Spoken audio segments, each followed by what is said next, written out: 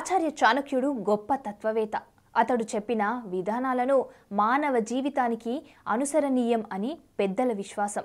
మనిషి విజయాలను మాత్రమే కాదు, మనుషుల మధ్య బంధాలను నిలుపుకోవడానికి వైఫల్యానికి కారణాలకు కొన్ని ప్రధాన అంశాలను గురించి చెప్పాడు.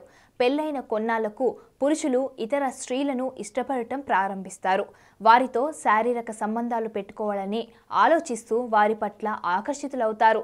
అయితే దీని వెనుక కారణం ఏమిటో చాణక్యుడు తన నీతి శాస్త్రంలో చక్కగా వివరించారు. చాణక్య నీతిలో మతం, అర్థం, పని, మోక్షం, కుటుంబం, సంబంధం, పరిమితి, సమాజం, సంబంధం, దేశం మరియు ప్రపంచానికి సంబంధించిన సూత్రాలు చెప్పబడ్డాయి. చాణక్య నీతిలో ఆచార్య చాణక్యుడు కూడా భార్యాభర్తల సంబంధానికి సంబంధించిన సిద్ధాంతాన్ని అందించాడు.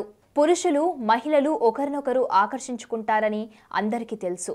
ఇది కూడా సాధారణ ఆకర్షణ మెప్పును దాటి తప్పుడు సంబంధంగా మారినప్పుడు తప్పులు జరుగుతాయి.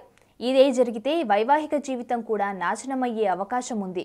వివాహేతర సంబంధం ఎప్పుడూ తప్పుగా పరిగణించబడుతుంది. మరో స్త్రీ వల్ల భర్త తన భార్యకు దూరం కావడానికి గల కారణాల గురించి తెలుసుకుందాం.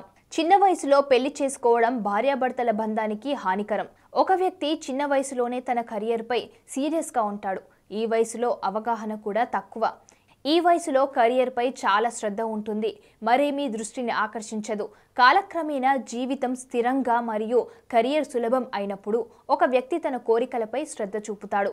అటువంటి పరిస్థితుల్లో వివాహేతర సంబంధాల ప్రమాదం జరుగుతుంది. భార్యాభర్తల సంబంధంలో శారీరక సంతృప్తి కూడా ముఖ్యమైన పాత్ర పోషిస్తుంది. ఇలాంటి పరిస్థితుల్లో కూడా వివాహేతర సంబంధాల వైపు అడుగులు పడటం మొదలవుతుంది. కొంతమంది భార్య ఉన్నప్పటికీ వివాహేతర సంబంధం పెట్టుకోవడానికి ఓకే అంటారు. అటువంటి పరిస్థితుల్లో భార్యాభర్తల సంబంధంలో నమ్మకం చాలా ముఖ్యమైన పాత్ర పోషిస్తుంది.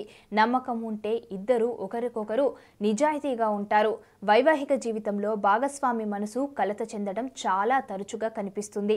అటువంటి పరిస్థితుల్లో ప్రజలు ఇతర స్త్రీలు లేదా పురుషులకు ఇష్టపడతారు. ఇక్కడ భార్యాభర్తలిద్దరూ ఒకరినొకరు చూసుకోవడంపై దృష్టి పెట్టాలి. కాబట్టి ఆ ప్రేమ శాశ్వతంగా ఉంటుంది.